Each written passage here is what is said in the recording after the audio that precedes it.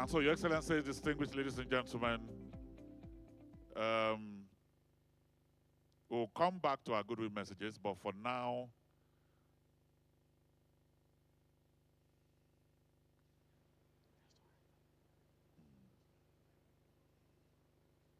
we shall be taking the Nigerian anthem and the ECOWAS anthem, and then we'll close this. Okay.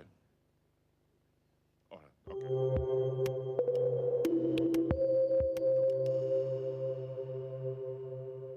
Your Excellency President Bola Ahmed Tinubu, Excellencies, Heads of State, ladies and gentlemen participating at the West African Economic Summit 2025.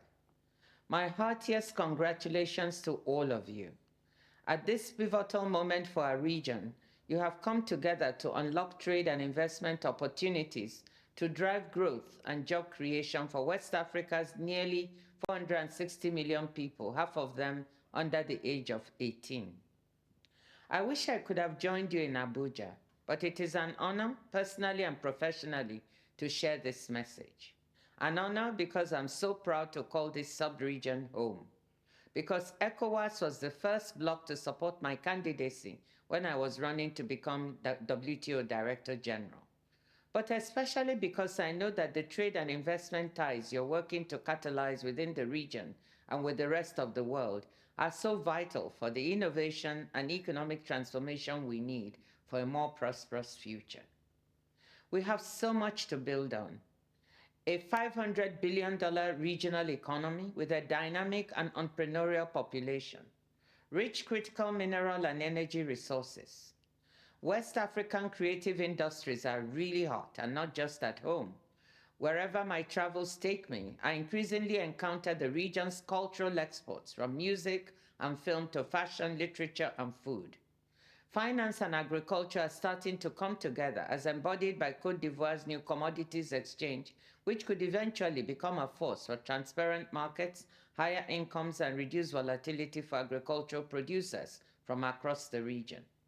I often say that the future of trade is services, it's digital, and it's green. And with our educated and connected young people, thriving tech startups, and vast renewable energy potential, we are well positioned for it, provided we can offer the right enabling environment. But we also need to build up manufacturing capacity, and meetings like this one have a critical role to play in this regard. If each of our countries works alone, it is unlikely that we'll be able to build efficient value chains or attract the investment we need. However, if ECOWAS can think in terms of sub-regional value chains, our markets and scale economies become bigger and more attractive to investors. The pharmaceutical industry is one promising sector, and the COVID-19 pandemic experience of being bumped to the back of the queue for vaccines was a reminder of why the continent needs to produce more pharmaceutical products at home. Senegal, with its Institut Pasteur de Dakar, is a potential hub for vaccines. Other parts of the pharmaceutical ecosystem, research, production, fill and finish operations, and so forth, could be built in other countries. And in fact, I think that in Nigeria, part of that ecosystem is already being put in place. We should also seek to leverage our green comparative advantage by building out solar and wind energy capacity to power critical minerals processing in the sub-region. Can we move up the electric value chain and start making battery components and even automobiles?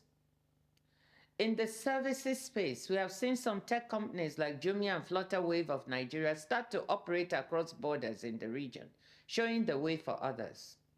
We could also aim to have more sub-regional trade and tourism that is driven by the cultural industries. To build regional value chains, we need to tackle the trade barriers, non-tariff frictions, and physical, regulatory, and digital infrastructure gaps that have historically held back trade in West Africa and indeed across the continent. We need to lower trade costs that remain among the world's highest and give full effect to the African Continental Free Trade Agreement and ECOWAS-wide integration. This summit offers an unparalleled platform to address such challenges and find practical ways forward. I wish you the very best for a productive summit. Let us seize this opportunity to come together in common purpose, anchored by our rich cultural heritage, and build a West Africa where our young people find boundless opportunities for a better future. Thank you, and all the best. Thank you very much. Thank you.